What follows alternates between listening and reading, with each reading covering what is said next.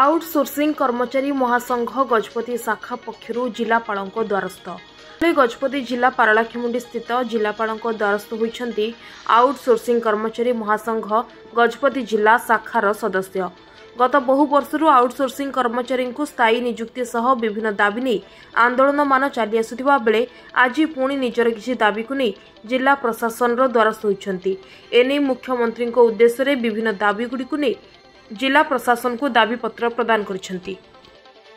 Pankaj Kumar Patnaik Gajapati outsourcing संपादक। Sir कौन है आज जिलापाल द्वारस्थ कौन दाबी आपन रही? आज आम गोटे दिन में सबू जिलार जिलापाल मान मेमोरांडम दिया मुख्यमंत्री जरिया आमर तीनो दाबी रही जो मैंने आउटसोर्सिंग कार्य करुले भाई मान छटे कर पुनः नियुक्ति दि जाओ। द्वितीय दाबी हूँ जो 25% गत सरकार थिबा समय आम स्ट्राइक समय सरकार लागू करते केतटा डिपार्टमेंट पाई ना से दि जाओ।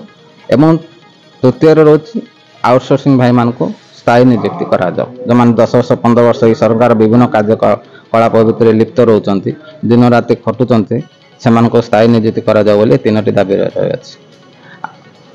सर जदि अपन दाबी गुड़ा पूर्ण न हो कौन करबा चाहबा? आम आज कलेक्टर साहब माध्यम 17 टू 21 तारीख दिन आम कला बेच परिधान करूँ जदि सरकार किसी पदक्षेप न नियंती मार्च 24 तारीख दिन आंदोलन को टोटाल 30टा जिला जाकर आउटसोर्सिंग कर्मचारी भाई माने प्राय 70-80 हजार भाई भौणी माने मिसिक आंदोलन।